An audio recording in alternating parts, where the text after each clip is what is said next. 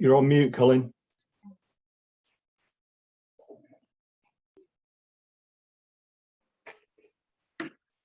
Morning, folks. Number of slides to get through today.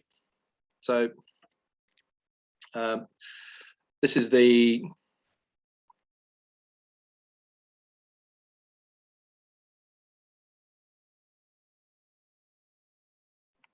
my screen. Sorry about that, folks. My screen froze up for a second then.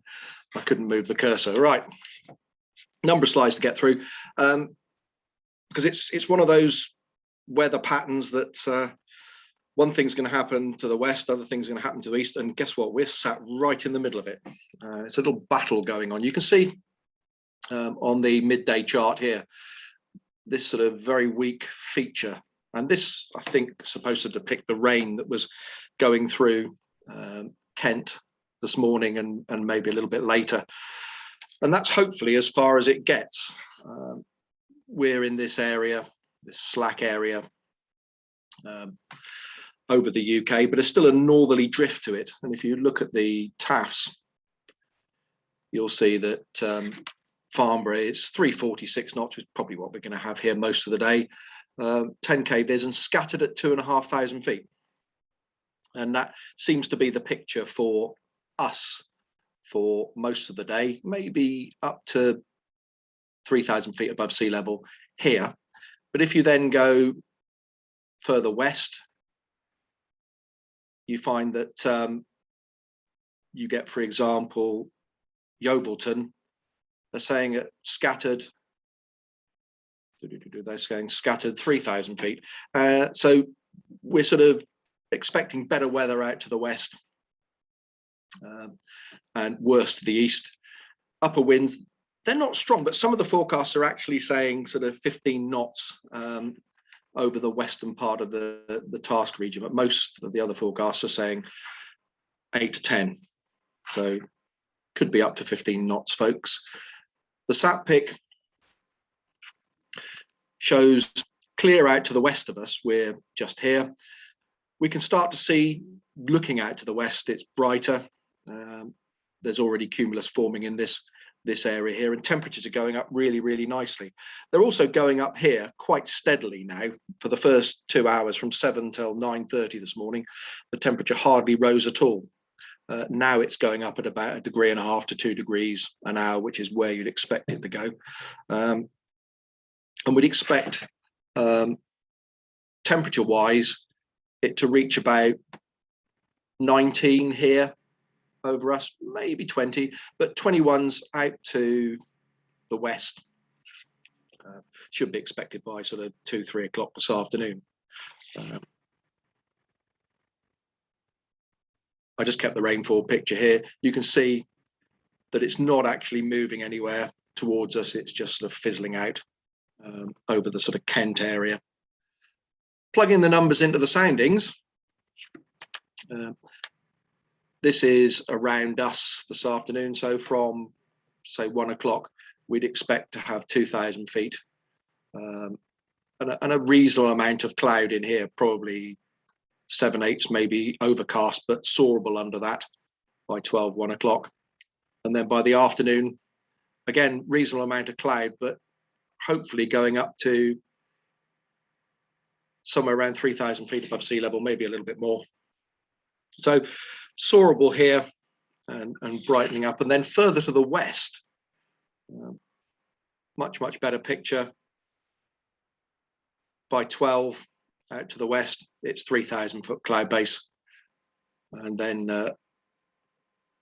by the afternoon, more broken, and probably with 22 degrees, about 3,500 feet above sea level.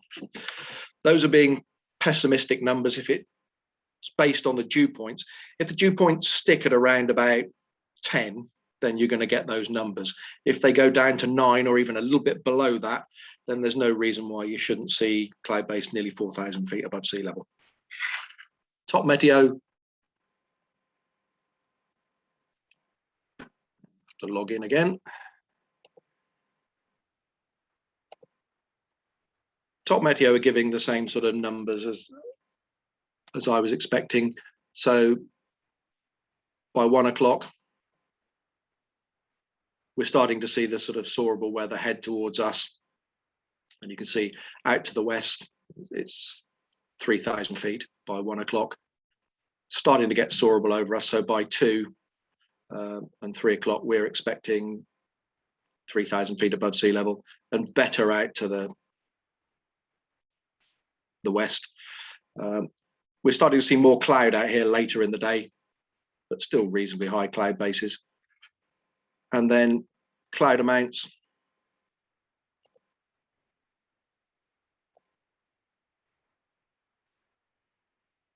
still a sort of slightly damp air mass, folks, so you're going to get plenty of cumulus and odd bits of spread out round us, but better out to the west, certainly brighter, less chance of spread out in this area here in the task area. And it should go on till 5 o'clock, beyond 5 hopefully. So give you a reasonable length task window, and Top Meteo's suggested distance and direction are pretty similar to SkySight as we looked this morning. Essentially out to the west of Lasham in this area around here. Okay, Henry, back to you. Thanks, Colin.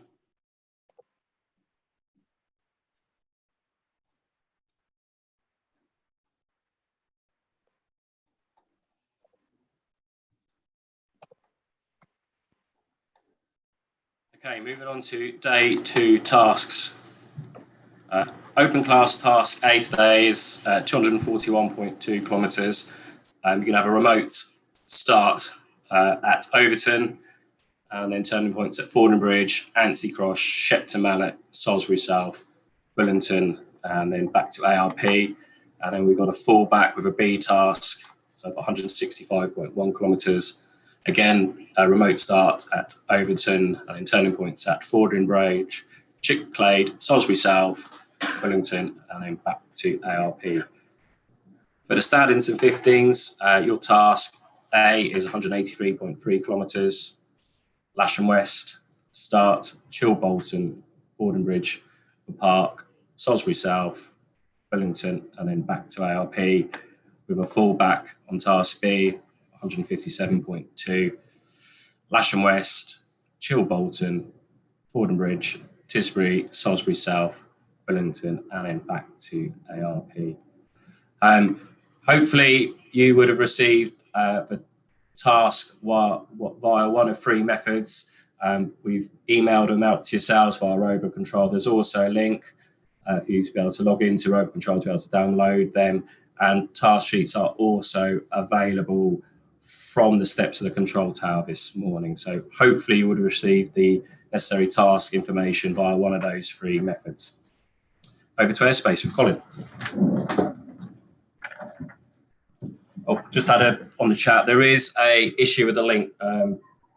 People are including a full stop at the end. So please, if you've got an issue with the link today, if you could try removing the full stop from the end of the link, hopefully it should work for you. Over to Colin. Good morning, everyone.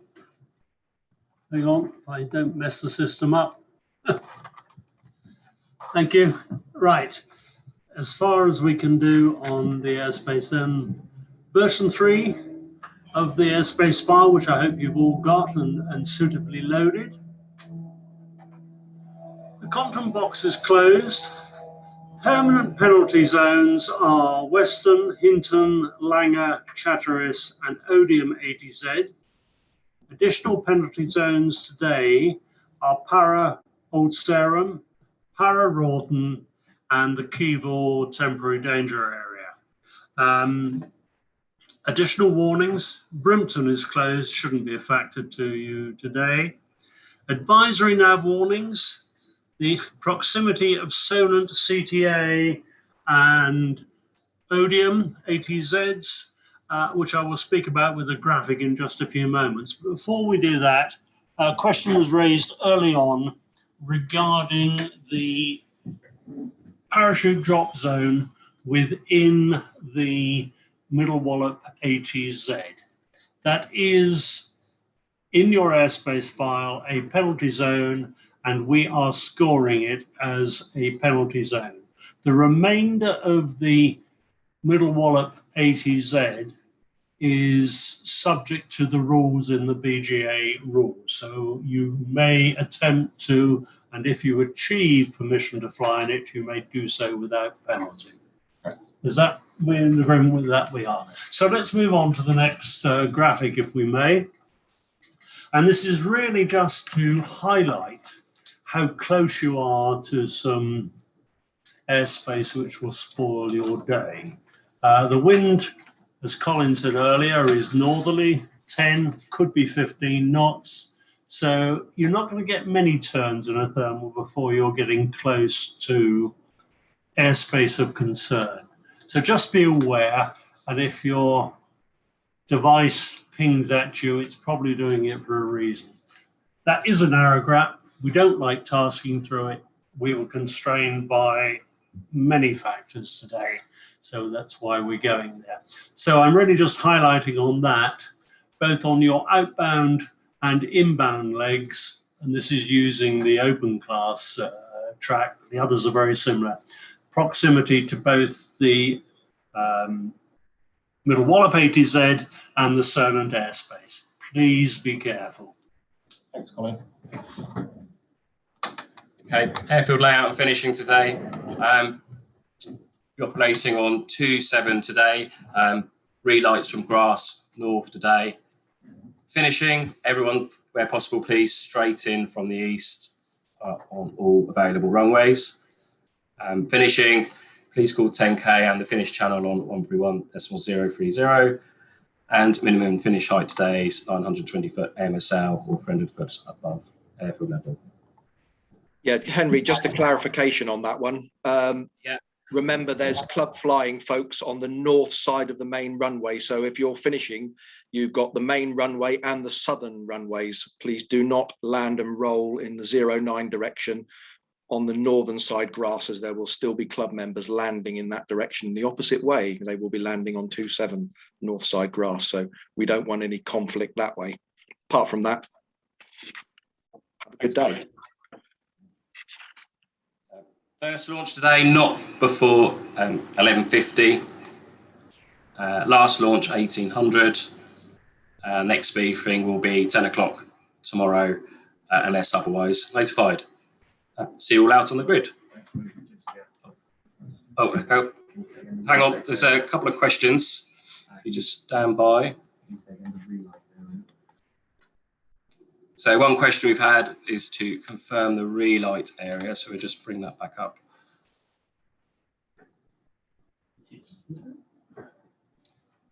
So relight area will be to the grass north of 27. Colin, have you got anything further to add to that? No, just grass north side, stop by the grid and we'll relaunch you.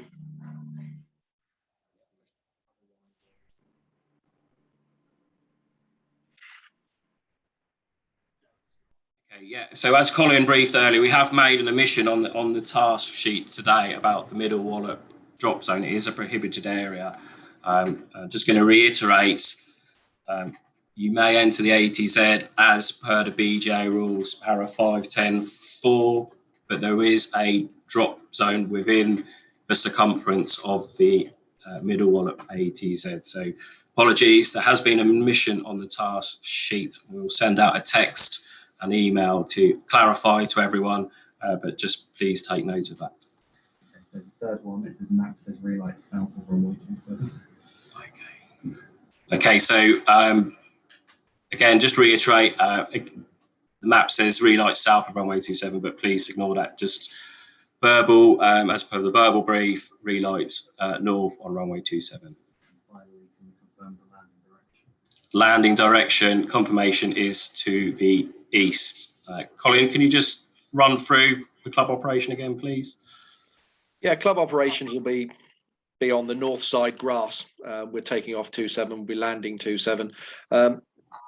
Once we start to get finishers, we will stop club launching and move all the gliders out of the way, but there will still be gliders, club gliders flying and landing in the 27 direction. So all competitors they need to land 09 either on the main runway or the two southern grass runways. Any other questions, Mike?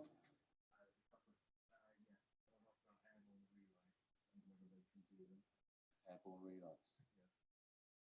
Okay, so one question about airborne relights. So I'm going to redirect you to the BJ trial and to the rules that are contained within our local rules. Just a quick summary. So airborne relights, you may relight, I believe below the local normal launch height within 3K of the ARP, and then you may make your way to the drop zone or where the other air gliders are being dropped. Any more? Yeah, it's D127 penalty.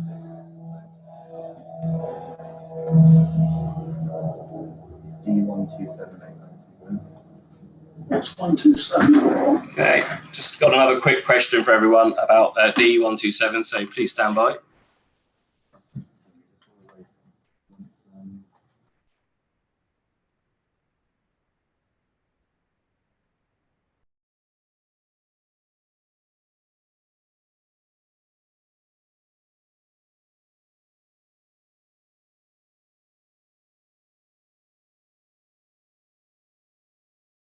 I'm pretty certain D127 will be. We're just confirming about D127 for everyone, so just please stand by.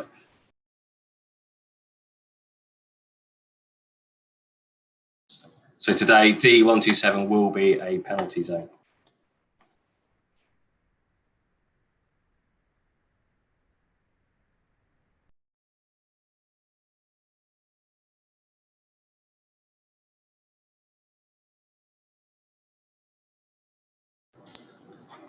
So just to reiterate my interpretation of the rules, so if you do contact Middle Wallop for an out landing and have to land there, we will not penalise you for landing there today.